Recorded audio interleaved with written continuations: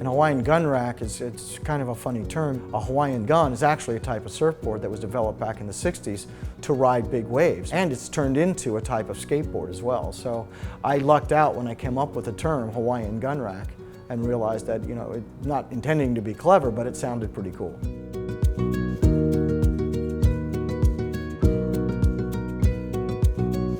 Hi, I'm Dennis Kahn.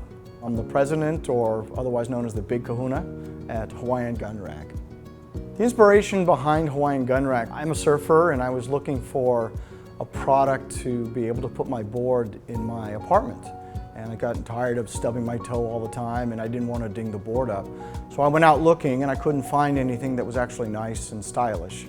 So I designed a set of racks made out of wood, used my own design, and I put them up in my apartment and they looked great. And my next door neighbor came by one day and he looked at them and goes, "Where'd you get those? I'd buy 2 of them." So I started making them in the back of my apartment. It took me 2 years from the original visual concept that I drew to the actual finished product. And then it took another 5 years to get from the actual drawing table to actual selling on the internet, and eventually figured out a way to mass produce them, and then ended up getting my own shop. The financing for the business was actually 100% me.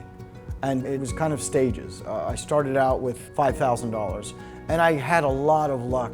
My best friend who was a surfer had a garage, so he let me use his garage for a couple of months to get started with. Some of the vendors that I utilized were really cool about payment, and they would only charge me for the actual blanks when they actually came out. They would store a lot of the blanks for me, so I didn't actually have to pay for them until they showed up here, so I could actually experiment, and it took me a lot less finances up on the front end of it.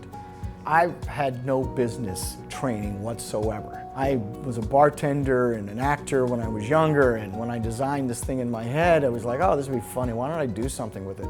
And I really got into the process of making it. So starting out, I had to teach myself everything. I had to teach myself how the internet works. I had to teach myself business. So a lot of the stuff that I had to overcome was learning how to negotiate deals, how to deal with the purveyors and the vendors, and how to get them on board and become part of the process. So it was basically all done on the fly and by the seat of my pants. I think the one element that I had going for me was the fact that I bartended for so long. I have a natural sense of dealing with people and having a great ability to have an initial conversation turn into a friendship very rapidly, and getting people to want to help me out and help us promote the business and move further.